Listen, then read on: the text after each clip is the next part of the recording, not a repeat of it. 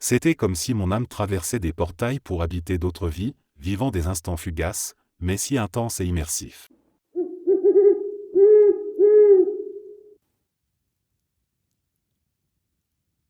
C'était le début de la nuit, et les arbres se penchaient au-dessus de nous comme des spectateurs silencieux. Autour de moi, une poignée d'autres personnes attendaient, certaines nerveuses, d'autres en paix. Le chaman, un vieil homme aux yeux perçants, se tenait devant un feu, murmurant des prières dans une langue que je ne comprenais pas. Quand il m'a tendu la tasse, je l'ai prise, hésitant à peine. Je l'ai portée à mes lèvres et j'ai bu. Le goût était écœurant, comme du bois moisi mélangé à de l'encre. J'ai dû lutter contre un haut-le-cœur, mais en quelques minutes, tout ça est devenu sans importance. Une sensation de chaleur a commencé à s'étendre dans mon ventre, remontant le long de ma colonne vertébrale. Le monde autour de moi a commencé à se tordre. Les sons de la jungle, que j'avais à peine remarqués jusque-là, ont pris une intensité presque insupportable. C'était comme si la forêt respirait, pulsait, vivait d'une manière que je n'avais jamais ressentie auparavant. Puis, ça m'a frappé. Comme un coup de tonnerre qui traverse l'esprit. Je me suis senti disparaître. Pas dans le sens où j'étais inconscient, mais plutôt comme si mon existence se dissolvait dans quelque chose de plus vaste. Je n'étais plus moi. J'étais une vague sur un océan cosmique, une particule dans une danse infinie. Je pouvais ressentir l'univers entier à travers moi, comme une immense pulsation.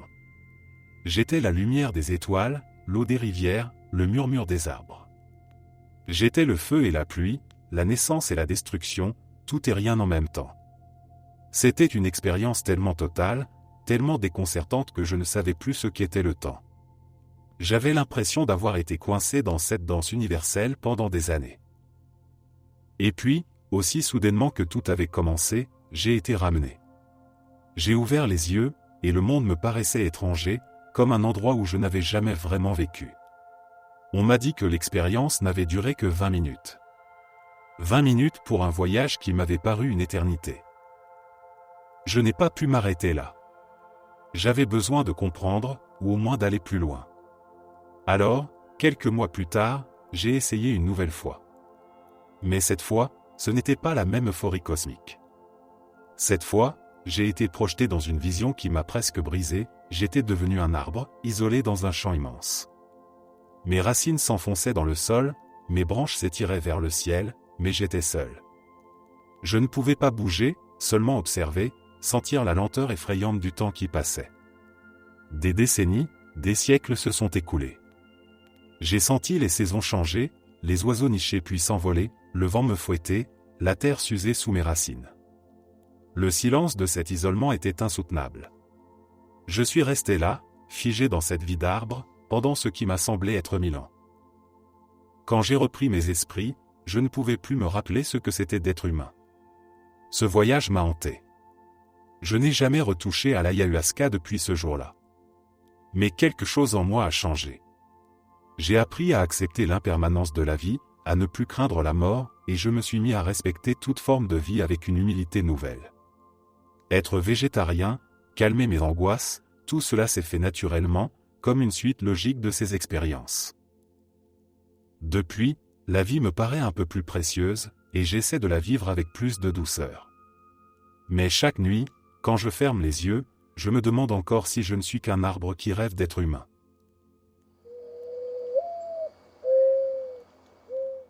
Pendant la cérémonie, de minuscules êtres ressemblant à des insectes sont apparus, mais ils n'étaient pas des créatures ordinaires. Ces êtres semblaient faits d'énergie pure, vibrant de lumière, et ils se sont mis au travail d'une manière que je ne pouvais pas vraiment comprendre, mais que je ressentais profondément. Ils se sont concentrés sur ma bouche en premier. Je pouvais les sentir examiner chaque fibre de mon ADN, comme de minuscules chirurgiens hyper spécialisés, mais dans une dimension au-delà de la médecine humaine. Ils ont méthodiquement désassemblé l'ADN de ma bouche, le réarrangeant et le reconstituant, morceau par morceau. C'était comme s'ils nettoyaient et purifiaient quelque chose de fondamental en moi, une sorte de reprogrammation génétique visant à corriger des problèmes physiques que j'avais depuis longtemps, mon ronflement, mes troubles de l'apnée du sommeil, et même certains aspects de ma parole. Ce processus était inconfortable, presque oppressant par moments, mais j'étais envahi par un sentiment de gratitude et de soulagement profond. Ensuite, ces mêmes créatures sont descendues dans ma gorge, progressant plus profondément à l'intérieur de moi. Je pouvais les sentir voyager, disséquer mon ADN avec une précision presque divine, avant de remonter vers mon cerveau.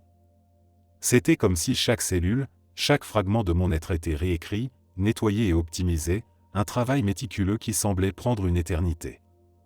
Je ressentais une étrange pression et un inconfort qui allaient au-delà du physique, un remaniement total de ce que je suis, de la racine à la surface. Bien que le processus ait été difficile à supporter, presque pénible par moments, je savais que quelque chose de puissant et de nécessaire se déroulait.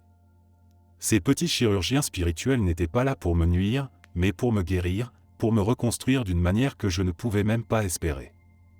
Et quand tout était terminé, j'ai ressenti un sentiment de légèreté, comme si un poids avait été levé de mon corps et de mon âme. Je suis infiniment reconnaissant pour ce travail mystérieux, pour cette transformation intérieure que je n'aurais jamais pu imaginer. Ces minuscules êtres ont fait bien plus que réorganiser mon ADN, ils m'ont offert une guérison qui transcende le simple domaine physique.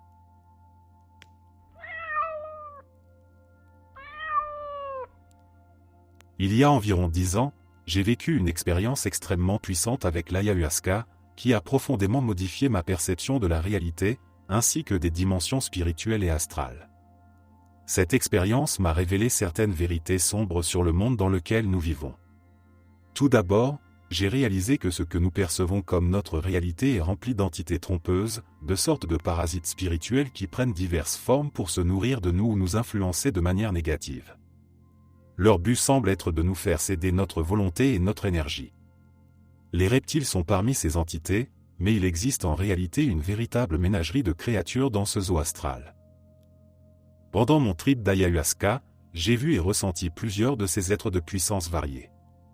Ils se manifestaient comme des créatures extraterrestres, insectoïdes, faites de fibres d'énergie, ou encore des formes reptiliennes et monstrueuses, des motifs géométriques complexes, des visages changeants et des yeux d'animaux qui m'entouraient.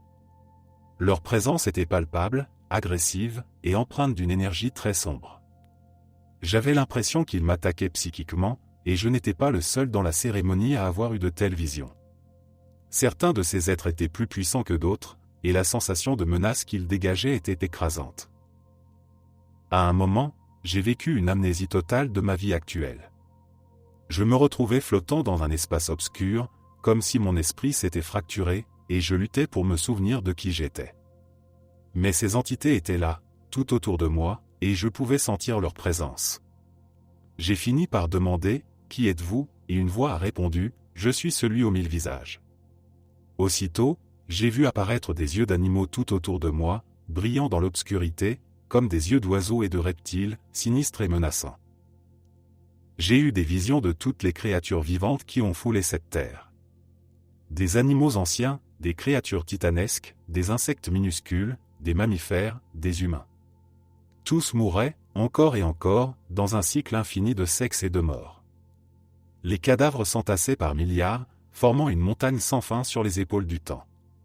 Et pendant que je voyais cette vision terrifiante, j'entendais ces entités rire dans l'obscurité, un rire qui semblait se moquer de l'absurdité de l'existence. Ce n'est qu'un fragment de ce que j'ai vécu pendant cette cérémonie hallucinante. Heureusement, toutes mes visions n'étaient pas aussi sombres, et j'ai reçu une quantité massive d'informations que je continue encore aujourd'hui à essayer de comprendre et d'intégrer. C'est une expérience qui a laissé une empreinte indélébile sur mon âme, et le processus de digestion de ces révélations est loin d'être terminé.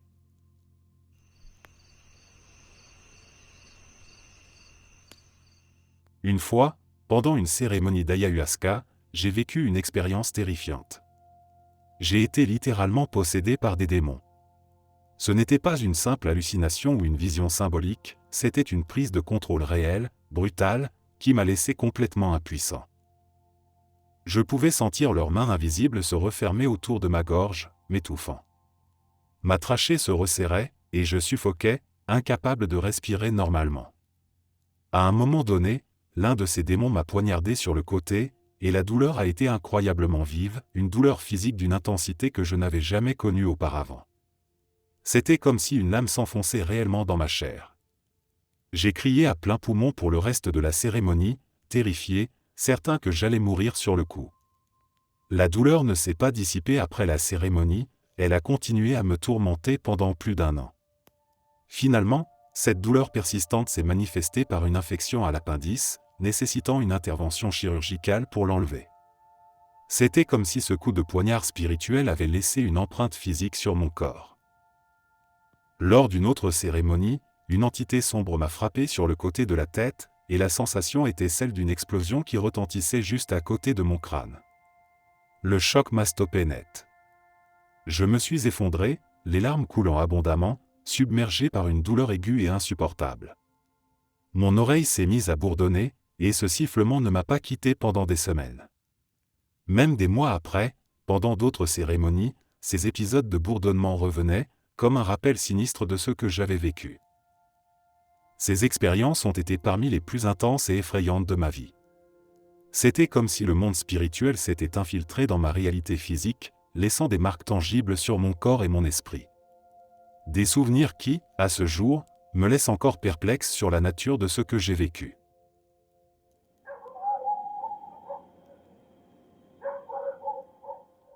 Nous étions un groupe de 10, assis en cercle, attendant que la magie commence. Quand j'ai bu l'ayahuasca, j'étais curieux, un peu inquiet, mais surtout, j'avais soif de comprendre ce qui m'échappait dans ma vie. Après tout, j'avais entendu tant d'histoires de gens qui avaient reçu des réponses à des questions qu'ils ne savaient même pas qu'ils avaient. Au bout d'une demi-heure, je me suis allongé, et le voyage a commencé. D'abord, il y avait des couleurs, des formes géométriques qui dansaient derrière mes paupières. Puis, c'est arrivé d'un coup, j'étais ailleurs. Devant moi, un champ de bataille. Pas un champ de bataille stylisé, comme dans les films, mais quelque chose de brut, de sale, de terriblement réel. Je pouvais sentir l'odeur métallique du sang, entendre les cris de douleur et d'effroi autour de moi.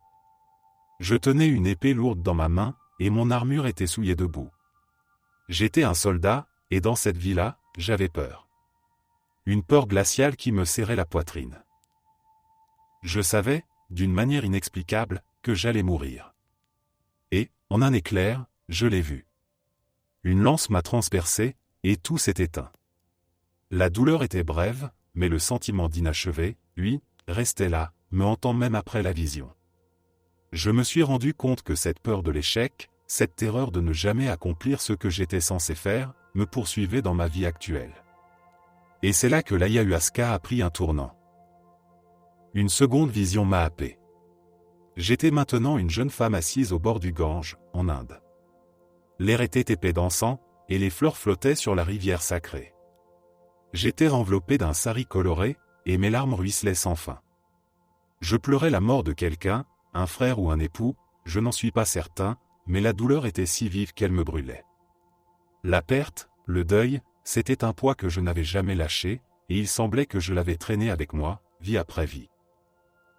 La vision suivante était celle d'un pêcheur chinois, un vieil homme dont les mains calleuses ramenaient inlassablement des filets de l'eau. Sa vie était simple, mais il était rempli d'une sagesse profonde, d'une paix que je n'avais jamais connue. Il m'a appris la patience, la résilience, et le fait que certaines choses prennent du temps. Enfin, j'étais une jeune guerrière amérindienne, le cœur battant de courage. J'avais combattu avec une fierté qui m'était inconnue, une force intérieure que je n'avais jamais reconnue en moi-même. Quand tout s'est arrêté, et que j'ai ouvert les yeux, le chaman continuait à chanter, le monde réel se réinstallant autour de moi. J'étais épuisé, mais étrangement apaisé. Ces vies, ces fragments de mon âme, m'avaient laissé des messages que je devais comprendre. J'étais une mosaïque d'expériences, de force et de faiblesse, et tout cela, je devais l'accepter pour avancer.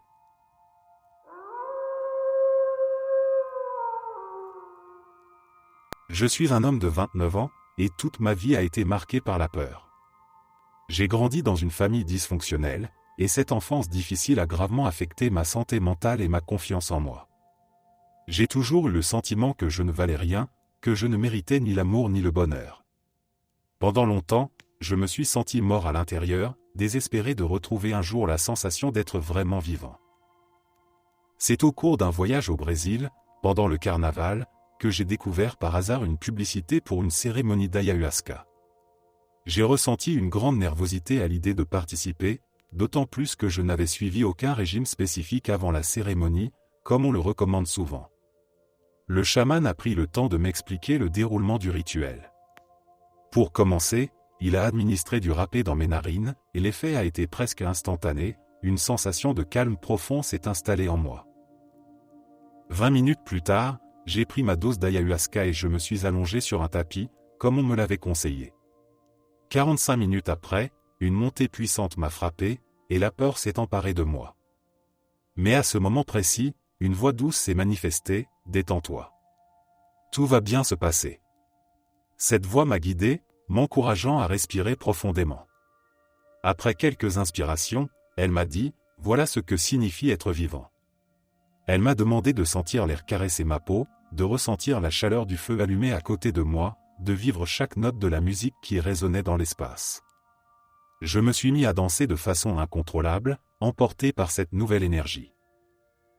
La voix a repris, « C'est ça, la vie. » Une phrase d'une simplicité éclatante, mais qui m'a profondément touché. J'avais l'impression d'être un bébé venant de naître, redécouvrant pour la première fois la merveille de chaque sensation. C'était incroyable de réaliser à quel point nous tenons pour acquises ces petites choses qui nous entourent. Peu après, un groupe d'esprits est apparu. Ils se sont approchés de moi et m'ont répété que j'étais suffisant tel que j'étais. Ils m'ont fait répéter ces mots encore et encore, « Je suis suffisant. Je suis suffisant. Je suis suffisant. » Ils m'ont rappelé que je n'avais pas besoin de marquer l'histoire pour mériter de la valeur. J'étais infini, et je pouvais accomplir tout ce que je voulais si j'y mettais mon esprit. Ils ont ensuite insisté sur l'importance de l'amour. L'amour est la force la plus puissante de l'univers, m'ont-ils dit. Ils ont ajouté que la haine, l'amertume et la négativité sont des manifestations de la faiblesse, tandis que l'amour conquiert tout. Une sensation indescriptible d'amour m'a envahi. J'ai ressenti une connexion profonde avec tout ce qui m'entourait, et les rancunes que je portais en moi se sont évanouies. Je ne ressentais plus de colère envers ceux qui m'avaient fait du mal, à la place, je leur souhaitais sincèrement de trouver le bonheur. Je me suis surpris à m'excuser intérieurement auprès de tous ceux que j'avais pu blesser. Les esprits m'ont aussi dit que je devais trouver une communauté, que je n'avais pas besoin de tout affronter seul. Ils m'ont expliqué que ma mission sur Terre était d'aider les autres, de leur offrir de l'amour et de la compassion. Gratitude, amour, communauté, ce sont les valeurs qu'ils m'ont demandé de chérir. Ils m'ont rappelé l'existence de Dieu et m'ont dit combien j'avais de la chance de vivre cette expérience humaine. Pour un moment, je suis devenu de l'amour pur. Mon corps semblait couvert d'une lumière dorée alors que je méditais sur ces pensées. Un autre esprit est alors apparu et m'a proposé de m'emmener quelque part. Il m'a conduit dans un temple futuriste d'où émanait une fumée noire et étouffante. En entrant, j'ai rencontré mon enfant intérieur, qui était en pleine crise. Je me suis approché de lui et je l'ai pris dans mes bras, lui murmurant que tout irait bien désormais. Une porte s'est ouverte sur ma poitrine, et un rayon de lumière a jailli, illuminant tout le temple. La fumée noire s'est dissipée, et un sourire s'est dessiné sur mon visage. Pendant tout ce temps, mes mains et mes pieds étaient complètement paralysés. Je ne pouvais pas les bouger du tout. J'ai fermé les yeux à nouveau, et je me suis retrouvé dans une dimension peuplée de milliers d'yeux qui me fixaient avec des expressions variées. Plus tard, une vieille femme à la peau verte est apparue, me disant qu'elle était heureuse de me voir. Puis, ma vision a viré au rouge, et des bulles rouges ont commencé à surgir de partout. Je ne sais toujours pas ce que cela signifiait. Le voyage s'est terminé avec l'apparition de ces orbes lumineux, chacun avec une tache rouge au centre, qui revenait sans cesse jusqu'à ce que je récupère le contrôle de mon corps. J'ai été surpris de ne pas avoir purgé, mais j'ai ressenti une chaleur agréable pendant toute l'expérience. C'était une aventure incroyable, qui m'a ouvert les yeux sur tant de choses essentielles de la vie.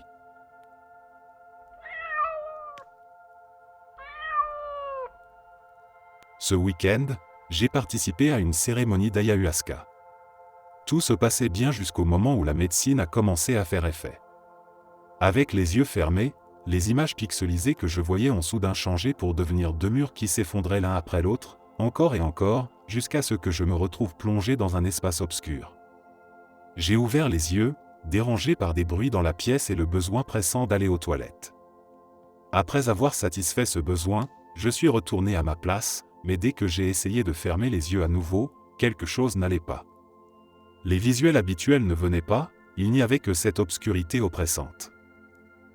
À partir de là, j'ai commencé à paniquer, et la panique m'a submergé pendant des heures, en silence.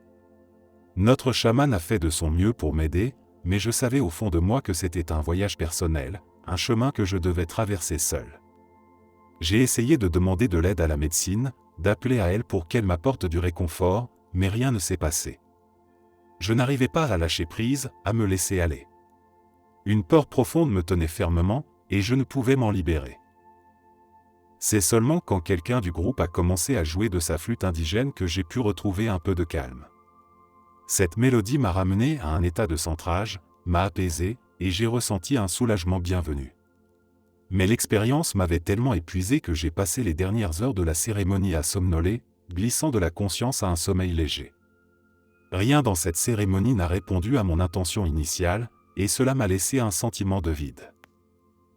Je me demande maintenant si d'autres personnes ont déjà traversé ce genre d'expérience et s'ils auraient des conseils pour m'aider. J'ai pensé à apporter un masque pour les yeux la prochaine fois, afin de rester concentré et de ne pas être distrait par les lumières ou les mouvements autour de moi.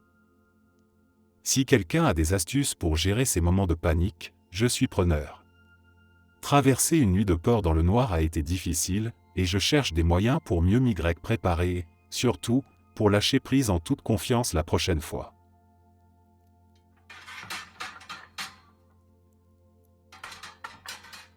J'ai réalisé que j'avais ce besoin toxique de tout comprendre, de percer tous les mystères de l'univers et de Dieu. C'était une obsession qui me rongeait, un désir de connaître des vérités qui, je pensais, pourraient donner un sens ultime à mon existence. Lors d'une de mes expériences avec l'ayahuasca, j'ai été confronté à cette obsession d'une manière que je n'oublierai jamais. Pendant mon voyage, j'ai été transporté dans un cosmos d'une splendeur inégalée. J'observais des systèmes solaires et des galaxies se déplacer en harmonie parfaite, comme s'ils dansaient au rythme d'une symphonie cosmique. Tout semblait s'aligner dans une logique céleste, formant un gigantesque puzzle dont chaque pièce trouvait enfin sa place. J'étais en train de contempler le grand secret, sur le point de comprendre la vérité ultime, les réponses aux questions qui m'avaient obsédé pendant si longtemps. Mon cœur battait à toute allure, empli de l'excitation de cette révélation imminente. Mais alors, au moment précis où j'étais sur le point de saisir l'essence de tout cela, Mère Ayahuasca m'a frappé de manière fulgurante. Une purge instantanée, brutale, m'a ramené à la réalité. C'était comme si mon corps expulsait physiquement cette soif de savoir, et j'ai entendu sa voix résonner dans mon être. « Tu n'es pas prêt à savoir. » Le message était clair et sans équivoque. Ce que je cherchais à comprendre ne m'était pas destiné, pas encore. Je devrais vivre avec l'idée que ces réponses ne me seraient révélées qu'au moment de ma mort, que cette connaissance ultime ne viendrait qu'au-delà de cette vie. Et c'est là que tout a changé. Une sensation de pure béatitude m'a enveloppé, une paix profonde que je n'avais jamais ressentie auparavant. J'ai été baigné dans un sentiment de repos, de soulagement. Pour la première fois, j'ai pu lâcher prise, abandonner cette obsession de tout comprendre, et simplement être. J'ai compris que la quête de la vérité universelle ne devait pas me consumer, que je pouvais me reposer dans l'ignorance sacrée et vivre pleinement le moment présent sans avoir besoin de tout expliquer. C'était une libération, un cadeau précieux. Cette expérience m'a montré que, parfois, le plus grand acte de sagesse est d'accepter de ne pas tout savoir et de trouver la paix dans ce mystère. Je ne savais pas que cette cérémonie allait changer à jamais ma relation avec la peur de la mort. C'était ma 3e nuit avec l'ayahuasca, et même si je pensais être prêt, rien ne pouvait me préparer à ce que j'étais sur le point de vivre. J'ai bu la potion, et les chants du chaman se sont enroulés autour de nous comme des serpents, m'emmenant progressivement vers un état de conscience altéré. Mon corps s'est mis à trembler, une angoisse sourde montant en moi. Puis, tout a basculé. C'était comme si je tombais dans un abîme sans fin. Je n'étais plus dans la salle, je n'étais plus un simple être humain, allongé dans l'obscurité. J'étais une âme errante, suspendue dans un espace sans repère, un néant sombre et infini. La sensation de dissolution totale m'a envahi, et une seule pensée s'est ancrée dans mon esprit, « Tu es en train de mourir. » Mon cœur s'est emballé. Le désespoir, la panique, une peur primale m'ont submergé.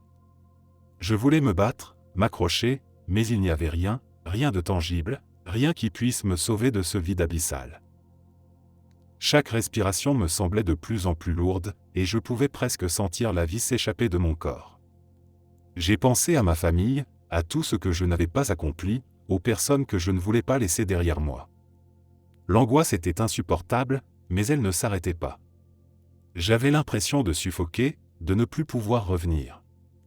Mais c'est alors qu'un étrange apaisement s'est installé, lentement, comme une caresse sur mon âme. Une voix douce, un murmure venu de nulle part, m'a dit que tout cela était naturel, que la mort n'était qu'une transition. J'ai commencé à voir des images d'étoiles, de galaxies entières en mouvement, comme si l'univers tout entier m'accueillait en son sein.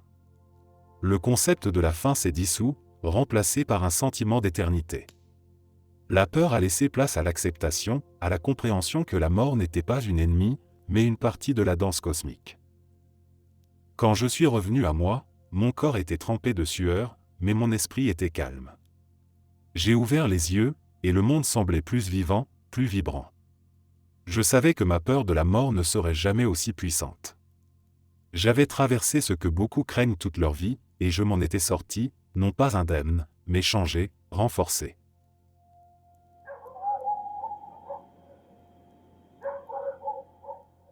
C'était une expérience absolument intense. Ça a commencé dans un enfer terrifiant, où j'étais torturé par des démons maléfiques. Je sais, c'est redondant de dire qu'ils étaient maléfiques, mais c'est bien leur méchanceté qui me faisait souffrir. Je savais que ces créatures étaient dans ma tête, que c'était une création de mon propre esprit, mais rien n'y faisait, je ne pouvais pas les chasser. Et à chaque fois que j'essayais de me rassurer en me disant que ce n'était qu'une illusion, les démons en profitaient pour me tourmenter encore plus. Ils me disaient des choses comme « Oui, on est dans ta tête. C'est toi. Tu nous as choisis. Tu nous as créés. On fait partie de toi. » Plus j'essayais de lutter contre eux, plus c'était pire. Cette torture mentale a duré peut-être 1 heure, accompagnée d'une sensation physique de malaise, des nausées, de l'engourdissement, et parfois des vomissements. Le premier vomissement, d'ailleurs, a été particulièrement violent. J'ai dû me forcer un moment, mais quand j'ai enfin expulsé, c'était d'une puissance incroyable et, bizarrement, très libératrice. Le gars qui était avec moi m'a même dit après que le bruit de ma première purge était super intense, alors qu'il était de l'autre côté de la pièce. On appelle ça purger, et c'est exactement ce que ça semblait être. J'avais l'impression de vomir ces démons, de les extirper de mon corps.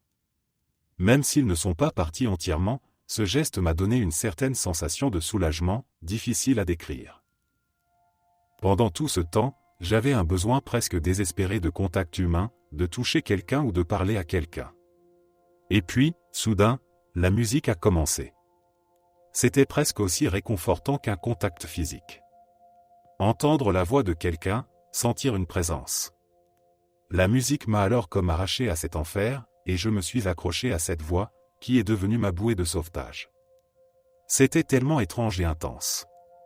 À un moment, la voix semblait envoûter mon esprit féminin intérieur, comme si cette part de moi vivait une expérience extatique. Je sais que ça paraît bizarre, mais c'était à la fois étrange et euphorique. J'ai commencé à me balancer et à danser, presque possédé par la musique, sans pouvoir me contrôler. C'était comme si mes mouvements suivaient la musique, avec un décalage d'une 30aine de secondes par rapport à ma conscience. Je faisais des gestes, et ce n'est qu'après que je me rendais compte de ce que je venais de faire. Après cette montée d'énergie, je me suis un peu calmé, et mes pensées ont commencé à s'orienter vers ma vie, mes relations, ma famille. J'ai pleuré beaucoup, en murmurant des excuses. Je pensais à mon ex, que j'avais quitté récemment. Je disais des choses comme « Je suis désolé, je ne veux pas te perdre » et « Je ne t'aime pas », des phrases qui étaient toutes vraies, mais lourdes de douleur. C'est là que l'expérience a été la plus frustrante pour moi. Tout ce que j'ai revécu émotionnellement, je l'avais déjà exploré auparavant, et mes réflexions ne m'ont rien apporté de nouveau. C'était comme de revisiter les mêmes douleurs, sans éclairage différent, juste avec une intensité émotionnelle décuplée. Ensuite, l'expérience s'est adoucie, et je me suis senti bien. Mon état de conscience restait encore un peu altéré, ma vision et mon sens de moi-même étaient toujours légèrement déformés, mais d'une façon presque plaisante. J'ai profité de cette accalmie pour sortir marcher parmi les arbres, quitter le temple pour un moment. C'était merveilleux, mais ça ressemblait un peu à un trip d'herbe, à mesure que les effets hallucinogènes s'atténuaient. Puis il a été temps de retourner dans le temple pour la fin de la cérémonie. Après tout ça, en discutant avec les autres participants, j'ai été surpris d'entendre que tout le monde semblait avoir eu des expériences très positives, lumineuses. Personne n'avait traversé cet enfer que j'avais vécu. Tout le monde avait l'air satisfait des révélations qu'ils avaient reçues. Je ne comprenais pas pourquoi mon expérience avait été si différente. Ça m'a même donné envie de retenter l'expérience, malgré la brutalité de celle-ci. Mais ça m'a laissé complètement vidé, physiquement et mentalement. Entre les vomissements, la diarrhée, j'ai dû me précipiter aux toilettes plusieurs fois, et le jeûne de près de 24 heures, sans compter que je n'ai presque pas dormi cette nuit-là. La cérémonie s'est terminée vers 2 heures, mais j'étais encore loin d'être prêt à m'endormir, c'était une épreuve totale. Une expérience qui m'a secoué de bout en bout, laissant derrière elle des questionnements et des traces encore vives.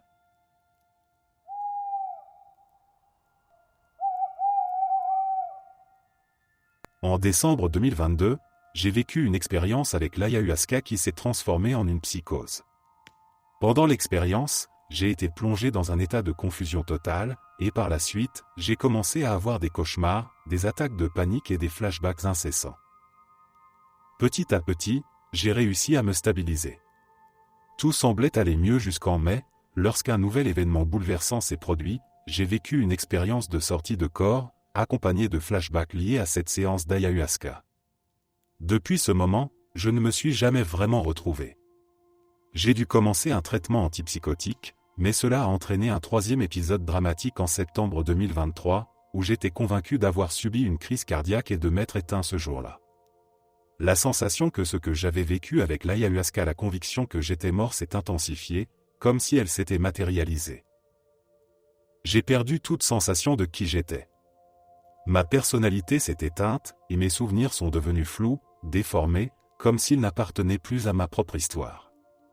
J'éprouve une dépersonnalisation si profonde qu'aujourd'hui, en allant faire un simple tour en voiture, je n'avais même pas l'impression que quoi que ce soit autour de moi était réel.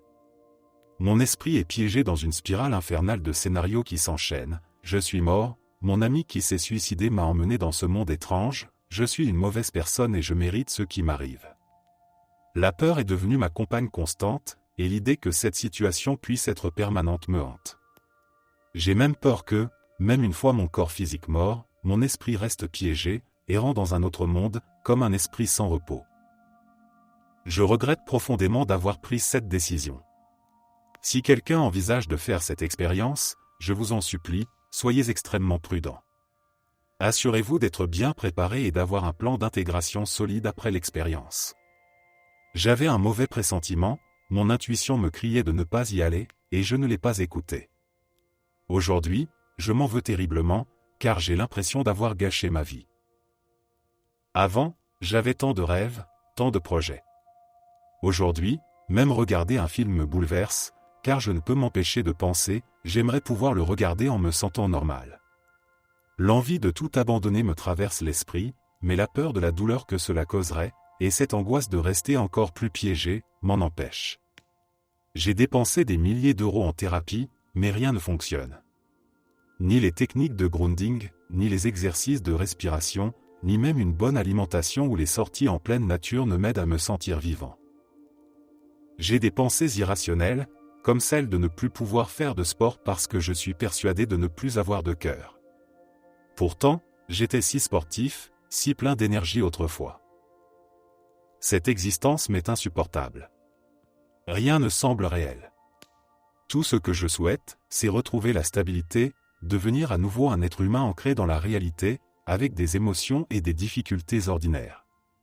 Je veux juste revenir en arrière, redevenir cette personne qui pouvait profiter des petits plaisirs de la vie, avec un esprit et un cœur intacts. Tout s'est effondré, et je ne sais plus comment me reconstruire.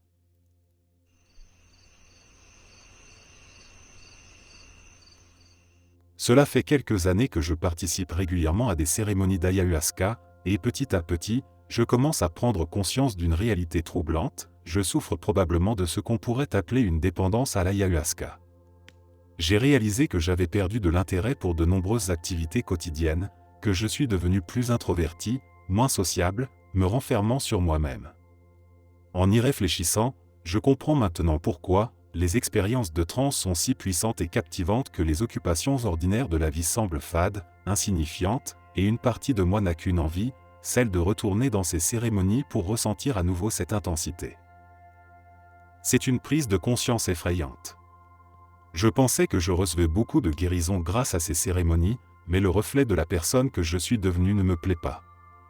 J'ai l'impression que cette médecine m'a enfermé dans une bulle, un monde parallèle qui me coupe de la réalité, m'empêchant de savourer pleinement ce que le quotidien a à offrir. Avant, je pouvais apprécier des plaisirs simples, être ancré dans le monde réel. Aujourd'hui, tout cela me semble terne, dénué de sens.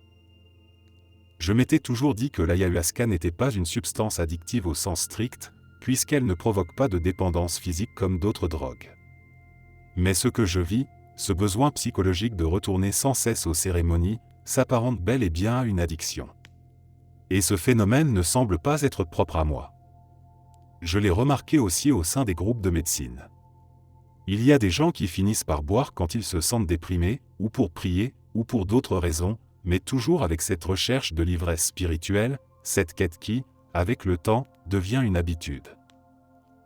J'ai vu des personnes délaisser leurs activités habituelles, s'éloigner de leurs cercles sociaux une fois qu'elles sont absorbées par cet univers de la médecine.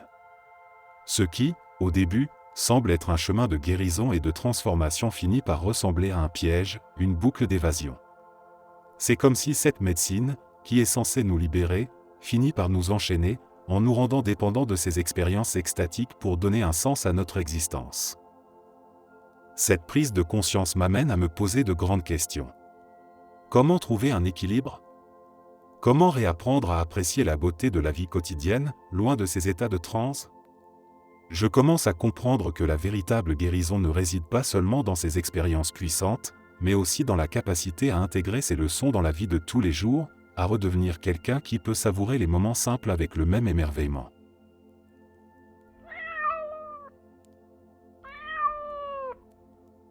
Mon mari a participé à 2 retraites d'ayahuasca consécutives au milieu du mois de juillet. Après la 2e retraite, il est rentré à la maison, et 4 jours plus tard, il m'a demandé le divorce. Cela fait 1 mois maintenant, et il ne m'a toujours pas donné de véritable explication, il m'a simplement dit que je devais accepter sa décision. Peu de temps après, j'ai découvert qu'il avait rencontré quelqu'un lors de cette 2e retraite et qu'il s'était engagé dans une relation sérieuse avec cette personne. Pire encore, il a agi derrière mon dos pour la présenter à nos enfants comme sa petite amie. Il raconte même à d'autres personnes quel est l'amour de sa vie et qu'il n'a jamais ressenti une connexion aussi forte avec quelqu'un. Je sais avec certitude qu'ils se sont rencontrés lors de cette retraite. Je peux même identifier le jour précis où ils ont commencé à s'écrire des messages et à se parler. Bien entendu, je suis profondément dévasté par tout cela. Mais ce qui me perturbe le plus, c'est de ne pas comprendre si ce comportement peut être une réaction normale aux effets de l'ayahuasca. Mon mari avait déjà pris de l'ayahuasca auparavant, mais cette fois, j'ai l'impression qu'il n'a pris aucun temps pour traiter ce qu'il a vécu ou pour intégrer les expériences qu'il a eues lors des retraites. Je me demande si je dois simplement attendre et espérer que ses effets s'estompent, que son comportement change, et qu'il redevienne lui-même. Je suis perdu parce que, dans des situations comme celle-ci, c'est normalement lui qui m'aide à trouver des réponses ou qui m'oriente. Mais aujourd'hui, je ne peux plus me tourner vers lui pour obtenir des conseils ou du réconfort. Je ne sais plus quoi penser ni quoi faire. Est-ce que l'ayahuasca peut vraiment avoir des effets secondaires aussi puissants qui rendent quelqu'un capable de tout abandonner, y compris sa famille ? Dois-je attendre en espérant que cela finisse par passer, ou est-ce que je dois accepter cette réalité comme définitive ? Je suis reconnaissante pour toute parole de sagesse ou tout conseil que quelqu'un pourrait me donner. J'ai vraiment besoin de comprendre ce que je traverse, même si c'est juste pour arriver à un peu plus de paix intérieure.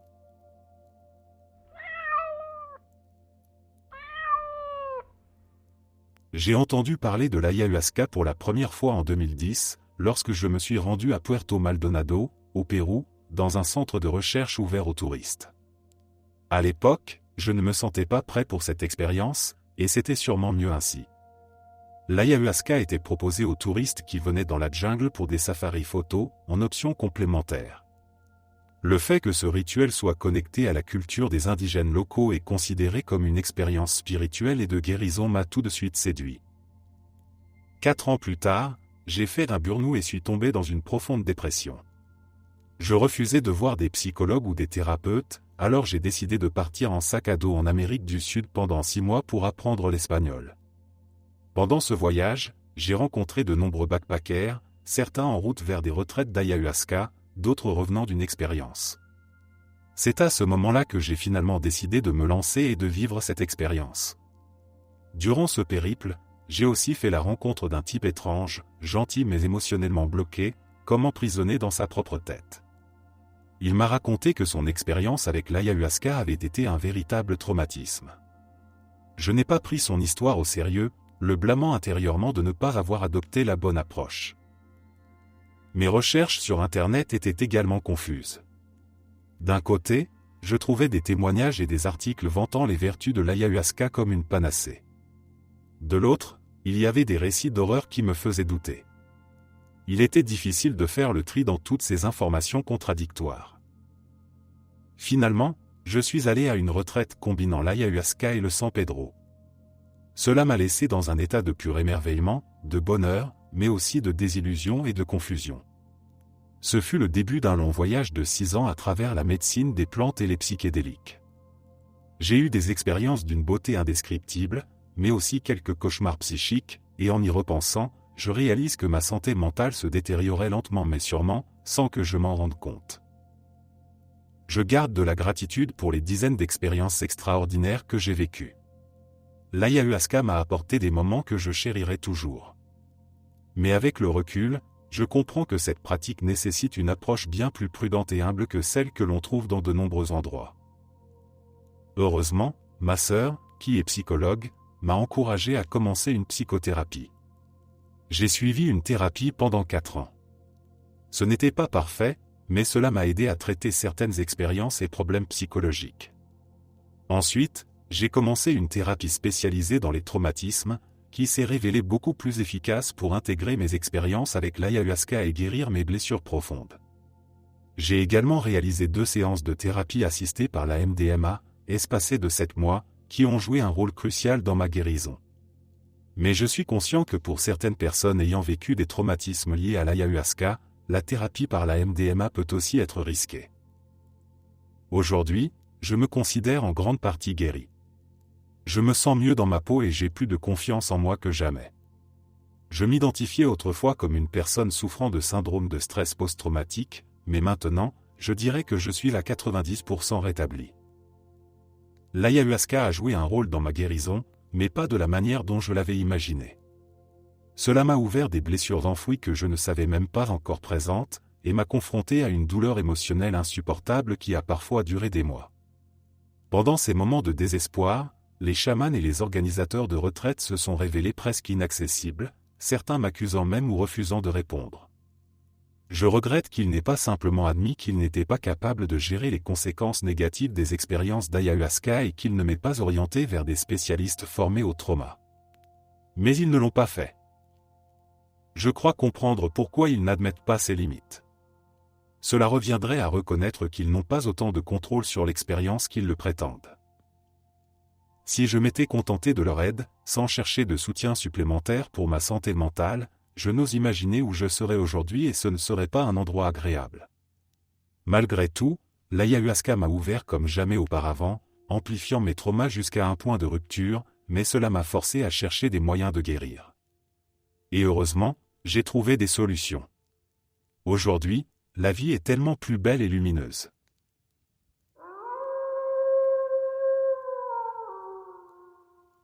Ceci est simplement mon expérience personnelle. Il y a presque 3 semaines, j'ai fait l'ayahuasca pour la première fois. La première nuit a été absolument incroyable, une expérience magnifique, pleine de visuels fascinants et de leçons profondes. C'était comme si chaque fois que la musique commençait ou s'arrêtait, on me racontait une histoire différente. J'avais posé 3 intentions pour cette première cérémonie, et j'ai reçu des conseils précis. Une figure est apparue devant moi pour m'expliquer ce que je devais faire pour obtenir ce que je cherchais. J'ai rencontré un esprit féminin qui m'a enveloppé d'un amour incommensurable, et j'ai ressenti une immense sensation de liberté et de gratitude. Il se passait tant de choses que je ne peux pas tout comprendre ou exprimer avec des mots, mais c'était l'un des sentiments les plus profonds et les expériences les plus marquantes de ma vie. La deuxième nuit, cependant, les choses ont pris un tournant différent. Tout a commencé lentement, puis l'intensité a grimpé progressivement jusqu'à devenir presque incompréhensible. J'avais la sensation d'être possédé par quelque chose d'indéfinissable, et ce que je voyais était terrifiant, comme des esprits sataniques ou d'autres entités maléfiques. Ces forces semblaient vouloir me montrer comment fonctionne le monde, ce qui se passe en coulisses, et c'était rempli de symboles et de visions de religion dont je n'avais jamais entendu parler. Je n'avais plus aucun contrôle sur mon corps, ma tête se renversait en arrière, ma bouche s'ouvrait toute seule, et mes bras s'agitaient sans que je les bouge moi-même. C'était complètement fou. Je me suis retrouvé à parler en une sorte de langue inconnue, comme si quelque chose avait pris possession de moi. J'ai dû lutter pour reprendre le contrôle de mon corps et de mon esprit, mais c'était comme si cette présence voulait m'envahir de l'intérieur. On m'a montré des visions de guerre, de scénarios apocalyptiques, et même des révélations sur un groupe secret qui contrôlerait le monde en s'infiltrant partout. C'était tellement insensé, ce que j'entendais. Tout cela semblait appartenir à des théories du complot, mais la peur que j'ai ressentie était bien réelle. J'ai vu ces forces sombres qui, d'après ce qu'on me montrait, détruisaient la terre, comme si un mal insidieux œuvrait derrière le chaos et les guerres qui éclatent un peu partout en ce moment. C'était incroyablement vivant et effrayant, et je ne savais plus que penser. Une partie de moi reconnaît que le monde est dans un état de désordre, mais les visions que j'ai eues étaient si intenses, si étranges, que je n'arrive toujours pas à m'en remettre complètement.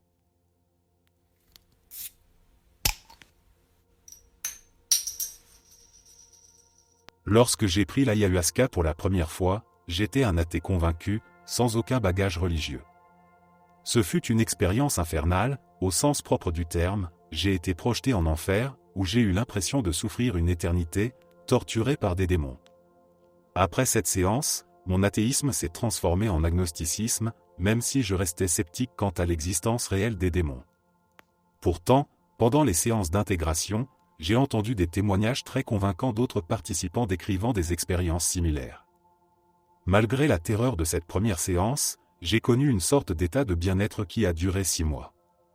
Mais pour garder mes pensées suicidaires à distance, je me suis senti obligé de reprendre l'ayahuasca encore et encore. Durant ce processus, ma personnalité a commencé à changer. Je suis devenu plus impulsif, avec des comportements à risque, cherchant des sensations fortes et devenant de plus en plus promiscu, ce qui n'était pas la meilleure combinaison pour rester en sécurité. Lors de ma dernière séance, les choses ont pris une tournure dramatique. Je ne pouvais pas m'arrêter de hurler et de me débattre. C'était comme si mon âme voyageait à la vitesse de la lumière pour fuir une menace terrifiante qui me poursuivait. J'ai fini par être transporté en ambulance, et à partir de là, j'ai compris qu'il me fallait trouver d'autres traitements pour ma dépression. J'ai essayé plusieurs autres voies, des enseignements New Age, le bouddhisme et différentes médecines alternatives. Mais finalement, j'ai dû me résoudre à essayer les médicaments. J'ai commencé un traitement avec 40 mg de Prozac, et après environ 1 mois, les effets se sont manifestés. Malheureusement, la médecine séculière ne m'a pas apporté le soulagement espéré. J'ai eu un accident de voiture, et cet incident m'a conduit à être interné en hôpital psychiatrique, où j'ai perdu toute ma dignité. Ce fut l'une des pires expériences de ma vie. Mais, étant enfermé avec peu de distractions, j'ai fini par lire le Nouveau Testament, et c'est là que j'ai rencontré Jésus, qui m'a sauvé de ce gouffre de désespoir. C'est en fait ma mère qui m'avait suggéré l'ayahuasca pour traiter ma dépression. Elle avait pris l'ayahuasca avec moi et, lors de ces séances, elle avait découvert des souvenirs traumatiques enfouis.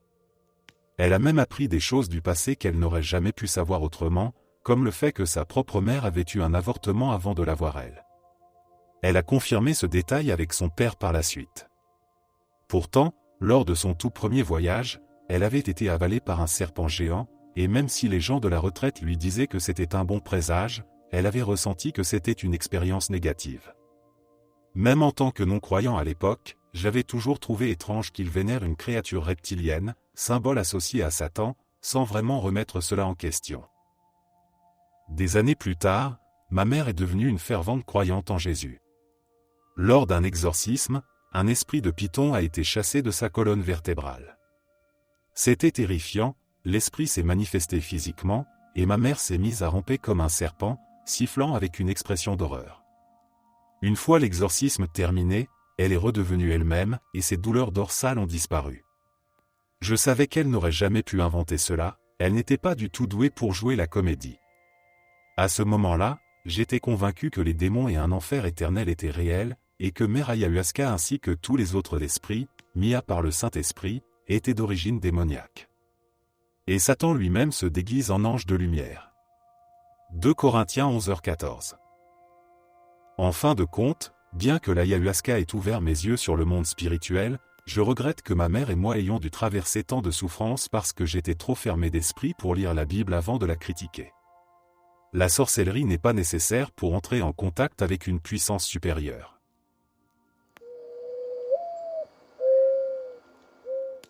Moi et mon copain indien avons récemment participé ensemble à 2 cérémonies d'ayahuasca ici, au Brésil, mon pays d'origine. Pour moi, l'expérience a été incroyable, pleine de révélations et de guérisons. Pour lui, cela a été tout aussi puissant, mais d'une manière très différente. Après notre 2e cérémonie, il a trouvé une connexion profonde avec ses racines indiennes. Les découvertes spirituelles qu'il a faites, et le poids de l'énergie qu'il a reçue, ont été si intenses qu'il a failli perdre la tête pendant les 2 jours qui ont suivi.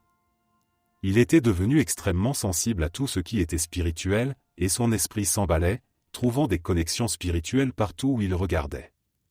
À un moment, il s'est même convaincu qu'il avait un rôle majeur à jouer dans le monde spirituel. Avec le temps, il a trouvé une manière de canaliser cette énergie dévorante. Il a commencé à danser, en utilisant particulièrement ses mains, qui bougent de manière circulaire, rappelant certains mouvements des danses traditionnelles indiennes. Cependant, ce n'est pas une simple passion qu'il réserve aux moments intimes ou aux cérémonies. Il danse littéralement tout le temps, même en public, même quand je viens lui parler. À la maison, je trouve cela fascinant. J'aime le voir s'exprimer ainsi, et c'est beau de le regarder se mouvoir avec grâce. Mais en dehors, c'est une autre histoire. Il danse et fait ses mouvements de main en toutes circonstances, sans se soucier du contexte. J'ai essayé de lui dire que je me sens frustré quand il se met à danser alors que j'essaie d'avoir une conversation sérieuse avec lui, et que son comportement peut déranger ou même inquiéter les gens autour de lui. Sa réponse a été catégorique, il m'a dit qu'il ne pouvait pas, et ne voulait pas, contrôler cela. Que la danse l'avait complètement transformé, et que c'était la seule façon pour lui d'exister maintenant. Je suis très partagé. D'un côté, je me sens coupable de vouloir le censurer, et j'ai l'impression que cela révèle peut-être une part de moi qui n'a pas évolué spirituellement autant que lui, ou du moins pas de la même manière. Mais en vérité, je ne suis pas prête à ignorer complètement les normes sociales ou à marcher à ses côtés quand il agit de manière aussi extravagante partout. Cela me gêne beaucoup, surtout quand je pense aux réunions de famille ou aux occasions formelles. Pour des personnes moins ouvertes ou spirituellement conscientes, il peut vraiment sembler déséquilibré, et c'est difficile à assumer. Tout cela a profondément affecté ma vision de notre relation. Nous avons une vie belle et pleine de complicité, et je l'aime énormément, mais je commence à me demander si je suis la bonne personne pour accepter cette nouvelle personnalité qu'il a adoptée. J'ai l'impression que je ne peux pas l'accepter complètement, et ça me fait mal de penser que mon amour a des limites.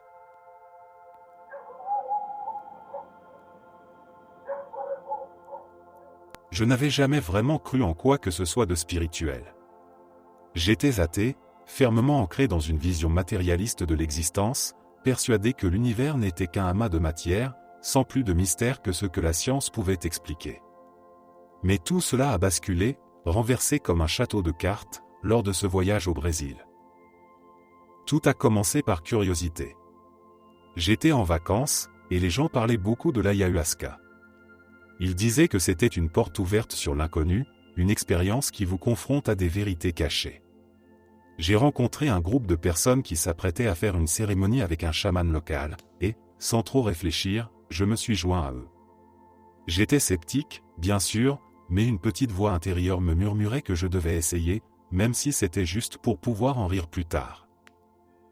La cérémonie a eu lieu en pleine nuit, au milieu de la forêt. Le chaman, un vieillard au regard perçant, nous a donné le breuvage. Le goût était terrifiant, amer, comme de la terre moisie. Quelques minutes après avoir bu, j'ai senti une chaleur étrange se répandre dans mon corps. Le monde autour de moi s'est mis à onduler, et soudain, j'ai été projeté dans un tourbillon de sensations et de visions. Difficile de décrire ce que j'ai vu avec des mots humains. Des couleurs d'une intensité inimaginable, des formes géométriques qui dansaient devant mes yeux, des entités qui semblaient exister dans une dimension parallèle. Mais l'expérience la plus marquante, celle qui a profondément changé ma vie, fut ce que j'ai ressenti comme un tribunal cosmique. J'étais là, face à une assemblée de dieux en forme d'animaux. D'immenses créatures, un jaguar aux yeux dorés qui semblait percer mon âme, un serpent gigantesque dont les écailles brillaient comme des diamants, un immense oiseau aux plumes chatoyantes. Ils étaient majestueux, terrifiants et incroyablement sages. Je savais, au plus profond de moi, que je me tenais face à des juges anciens, des entités qui me connaissaient mieux que je ne me connaissais moi-même. Ils m'ont jugé. Pas avec des mots humains, mais avec une force qui transperçait ma conscience. C'était comme s'ils passaient en revue chaque action que j'avais faite dans ma vie, les bonnes et les mauvaises. Je ressentais le poids de chaque moment où j'avais blessé quelqu'un, chaque mensonge, chaque acte égoïste. Ces entités ne me condamnaient pas, mais elles me montraient clairement les répercussions de mes actions. J'étais submergé par une honte immense, mais aussi par un étrange sentiment de pardon, comme si l'univers m'accordait une chance de réparer. En même temps, les animaux géants me parlaient, mais ce n'étaient pas des mots. C'était une sorte de langage visuel et émotionnel, des vagues de compréhension qui me traversaient. Ils m'ont montré des images de compassion, d'amour, de connexion avec tout ce qui est vivant. Et dans ce tourbillon de couleurs et de lumière, j'ai compris, il y a un monde spirituel immense, mystérieux, bien au-delà de ce que l'on peut voir ou toucher. Quand je suis revenu à la réalité, j'étais en larmes. Le chaman et les autres participants m'ont regardé avec douceur, comme s'ils comprenaient ce que je venais de vivre. Je me sentais vidé, mais aussi rempli d'une nouvelle clarté. J'avais traversé quelque chose de tellement profond que je ne pouvais plus être le même. De retour chez moi, cette expérience m'a hanté, mais elle m'a aussi donné une nouvelle direction. J'ai écrit une longue liste de toutes les personnes auxquelles j'avais fait du tort. J'ai contacté d'anciens amis, des membres de ma famille, des ex-partenaires. Je me suis excusé, sincèrement, pour mes erreurs. J'ai aussi passé des heures au téléphone avec mes proches, leur disant combien je les aimais, combien ils comptaient pour moi. Avant, je n'aurais jamais fait ça. Mais après ce voyage dans l'inconnu, je ne pouvais plus ignorer l'importance de ces connexions humaines. Aujourd'hui, je ne suis plus athée. Je ne prétends pas connaître tous les secrets de l'univers, mais je sais qu'il existe un monde spirituel que nous ne comprenons qu'à peine. Et même si cela m'effraie encore un peu, je suis rempli de gratitude pour ce que l'ayahuasca m'a montré. Je me sens plus humble, plus conscient de l'impact de mes actions, et plus connecté à tout ce qui m'entoure.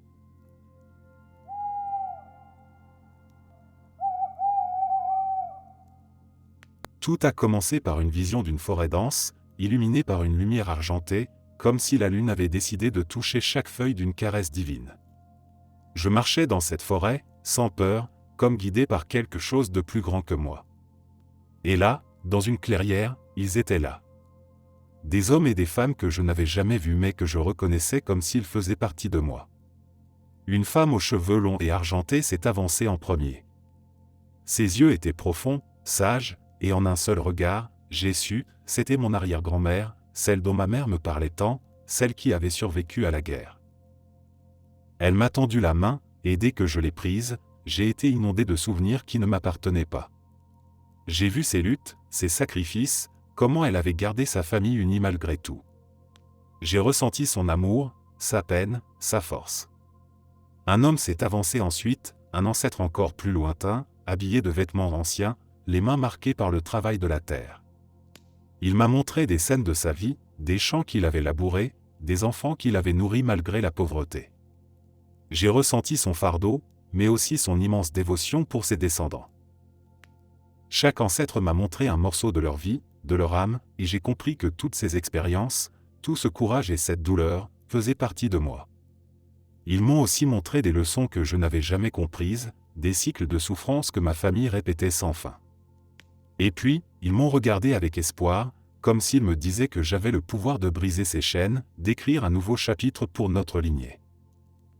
Quand je suis revenu à moi, des larmes coulaient sur mon visage. Je n'avais jamais ressenti une telle connexion avec mes racines. Mes ancêtres m'avaient donné un cadeau, une compréhension profonde de qui j'étais, de l'héritage que je portais, et de la force dont j'avais hérité.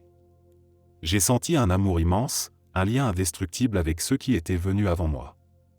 Une gratitude infinie pour leur histoire, et une volonté de faire honneur à tout ce qu'ils avaient vécu.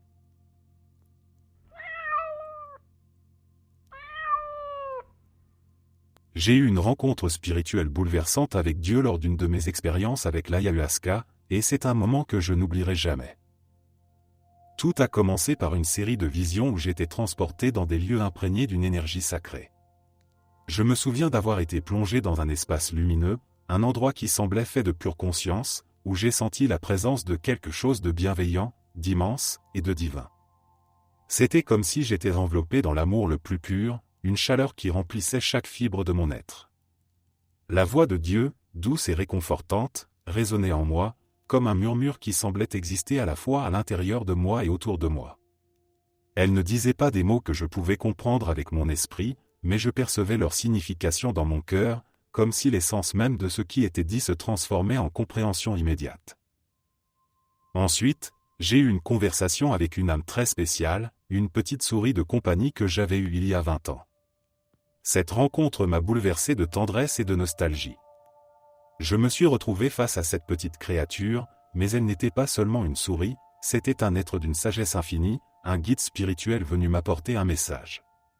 Avec une énergie lumineuse et douce, elle m'a expliqué comment, par la puissance de sa croyance et de sa manifestation, elle avait échappé à son destin de finir comme nourriture pour serpents.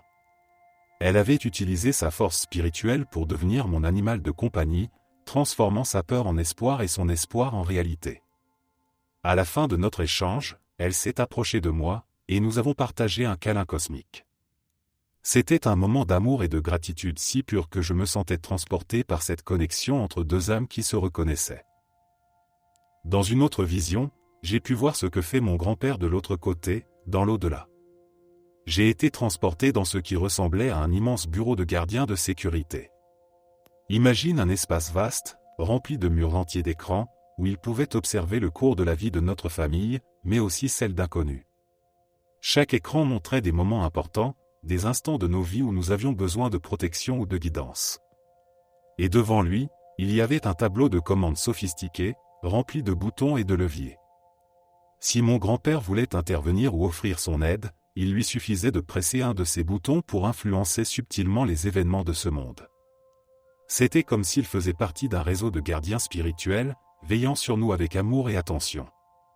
Voir tout cela m'a apporté un sentiment de réconfort immense, sachant qu'il continue de prendre soin de nous, même de l'autre côté. Enfin, l'un des moments les plus intenses de cette expérience a été la libération de l'esprit de mon ancien compagnon décédé. C'était comme si cet esprit avait trouvé une façon de s'attacher à moi, et cette attache pesait lourdement sur mon âme.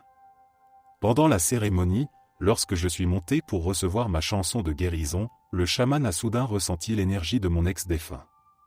Elle a expliqué plus tard qu'il avait chargé vers elle avec une agressivité troublante. Mais elle a réussi à le repousser, à l'exorciser, et à l'envoyer vers Dieu, le libérant de son attachement à mon âme. Ce qui m'a laissé sans voix, c'est que cette chamane a pu décrire mon ex avec une précision stupéfiante, même sans que je n'ai jamais mentionné son existence ou montré une photo. Cette description était parfaite, et cela m'a convaincu que ce qu'elle avait fait était bien réel et profond.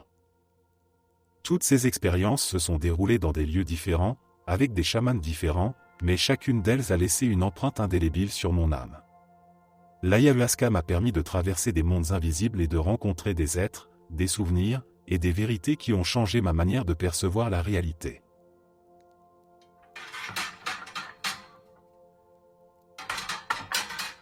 Quand mon amie Julie m'a proposé de l'accompagner à une cérémonie d'ayahuasca, j'ai d'abord rigolé. Moi? Le type qui passait plus de temps au bar qu'à la maison, accro à l'adrénaline des nuits sans fin, des shots de vodka qui brûlaient la gorge, des cigarettes qui me donnaient l'illusion d'être invincible. J'étais celui qui ne disait jamais non à une soirée, même si ça voulait dire me réveiller le lendemain avec la gueule de bois, le portefeuille vide et des souvenirs flous d'une autre aventure sans conséquence. Pourtant, Julie avait insisté. Elle ne voulait pas essayer seule, et même si je me moquais de toutes ces histoires spirituelles, quelque chose dans sa détermination m'a intrigué. Peut-être que, secrètement, une part de moi cherchait une sortie, même si je n'étais pas prêt à l'admettre. Le soir de la cérémonie, j'étais nerveux, mais j'avais décidé de faire bonne figure. Le chaman, un homme imposant avec un regard qui semblait percer l'âme, nous a accueillis avec bienveillance. J'ai pris place sur un matelas, me sentant ridicule, me demandant ce que je faisais là, loin de mes habitudes destructrices, loin de l'agitation qui me faisait sentir vivant ou du moins, me donnait l'illusion de l'être. Quand j'ai bu l'ayahuasca, l'amertume du liquide m'a fait grimacer. J'ai attendu, le cœur battant, sans trop savoir à quoi m'attendre. Et puis, c'est arrivé. Tout doucement, mon esprit a commencé à se détacher de mon corps. J'étais là, mais ailleurs en même temps. Des couleurs, des formes, un tourbillon étrange m'ont emporté. Puis, quelque chose d'inattendu s'est produit, j'ai vu mes organes prendre vie. Oui, littéralement, mes organes. Mon foie était le premier à se manifester, une masse grumeleuse et usée qui me fixait avec un air triste. « Je ne peux plus suivre », a-t-il murmuré, sa voix rauque et épuisée. « Tu me noies, tu m'étouffes. Je me bats pour toi, mais tu me détruis. » La honte m'a envahi, une vague brûlante qui m'a rappelé chaque verre d'alcool que j'avais avalé, chaque matin où j'avais ignoré les douleurs lancinantes. Puis, mes poumons ont pris la parole, chacun soufflant des mots dans un souffle rauque. Nous étions si forts, si pleins de vie. Maintenant, chaque bouffée de cigarette nous arrache un peu plus. Leur plainte m'a déchiré, un écho de toutes les fois où j'avais ri en fumant sans me soucier de l'avenir. Mon cœur s'est avancé ensuite, battant avec difficulté, mais toujours là, prêt à se battre. « Je t'aime, a-t-il dit, mais tu me forces à travailler 2 fois plus. Je n'ai plus l'énergie de te maintenir à flot quand tu me maltraites comme ça. » C'était comme si tout mon corps, chaque cellule de mon être, s'était réunie pour me supplier d'arrêter ce que je faisais. J'étais face à la réalité de mes choix, les conséquences physiques, tangibles, de ma vie de débauche. Mon estomac m'a crié sa douleur, mon cerveau m'a montré les neurones que j'avais bousillés avec l'alcool. J'ai été submergé par un sentiment de responsabilité écrasante. Comment avais-je pu traiter mon propre corps avec si peu de respect? C'est alors que la terre-mère est apparue. Une figure immense, faite de racines et de feuillages, une présence rassurante et puissante. Elle m'a regardé avec douceur, mais ses mots étaient fermes. « Ce n'est pas la vie que tu es censé mener, » m'a-t-elle dit, sa voix résonnant comme un tonnerre lointain. « Je t'ai donné un corps pour explorer, pour aimer, pour grandir. Ton destin n'est pas de t'auto-détruire, mais de trouver ton chemin, de vivre une aventure que tu n'imagines même pas encore. Si tu choisis de l'accepter, une nouvelle vie s'ouvrira devant toi, mais c'est à toi de décider. » Quand j'ai repris conscience, allongé dans la salle, les larmes coulaient sans que je ne puisse les arrêter. Je savais, profondément, que quelque chose avait changé en moi. Ce n'était pas un simple trip hallucinogène. C'était une révélation. J'ai ressenti une gratitude immense envers mon corps, un désir de le protéger, de lui donner la chance de guérir. J'ai promis, silencieusement, de faire mieux. Et, pour la première fois depuis des années, je l'ai pensé sincèrement. Le lendemain, j'ai quitté la cérémonie et j'ai pris une décision, j'allais tout arrêter. Plus d'alcool, plus de cigarettes, plus de vie toxique. J'ai effacé les numéros des gens avec qui je ne partageais que le vide. Je me suis inscrit à des cours de yoga, j'ai commencé à méditer, à marcher dans la nature. Julie a été surprise de me voir changer si radicalement, mais elle a compris. Ce voyage n'était pas seulement une expérience. C'était le début de ma renaissance. Une aventure, comme la terre-mère me l'avait promis. Et, chaque jour, je remercie l'ayahuasca de m'avoir ouvert les yeux sur le cadeau de la vie, un cadeau que j'ai choisi de ne plus gaspiller.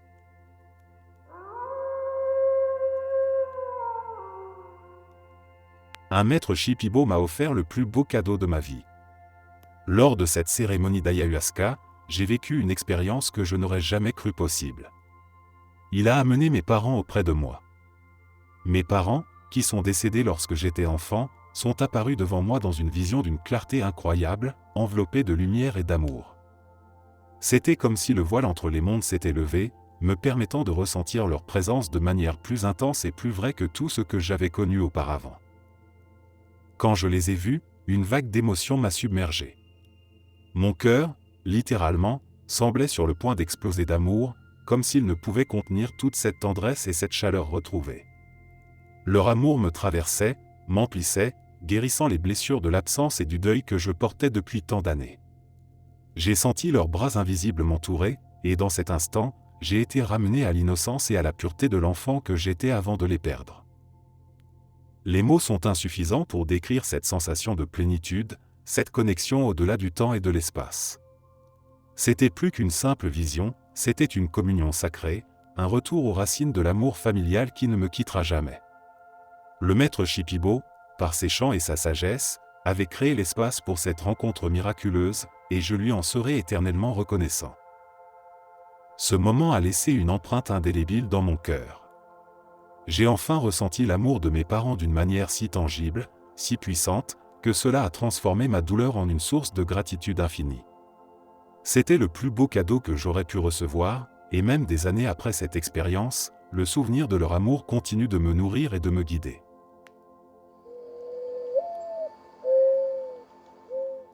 À chaque fois que je fermais les yeux pendant la cérémonie, je devenais une personne complètement différente, dans un temps et un lieu totalement différents.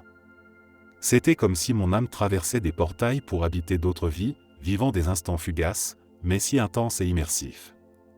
Je pouvais sentir leurs émotions avec une authenticité déconcertante, la joie pure d'un mariage dans un village ensoleillé, l'angoisse d'un soldat dans une tranchée froide, l'espoir d'un inventeur sur le point de faire une découverte, ou le chagrin d'un père tenant son enfant pour la dernière fois. Chaque vie avait son propre contexte, ses propres souvenirs, comme si j'avais réellement vécu ces expériences. Puis, à chaque fois que j'ouvrais les yeux, c'était parce qu'un autre participant à la cérémonie me donnait un coup dans le dos. Parfois léger, parfois plus fort, ce contact me ramenait brutalement à la réalité, à l'instant présent, brisant le lien avec ces vies que j'explorais. C'était comme si l'univers me rappelait à l'ordre, me ramenant de force de mes voyages à travers le temps et les identités. Et ainsi, cela a continué, encore et encore, pendant des heures. Je vivais des fragments de vie aussi vibrantes que fugaces, puis revenais à la réalité à chaque coup dans le dos, le cycle se répétant sans fin. C'était à la fois fascinant et épuisant, un tourbillon de réalité et d'émotions qui m'a laissé sans voix, avec le sentiment d'avoir traversé des siècles d'existence en une seule nuit. Merci d'être resté jusqu'à la fin. N'oubliez pas d'aimer la vidéo, de vous abonner et de partager vos propres histoires en commentaire. On se retrouve demain à la même heure devant ce feu.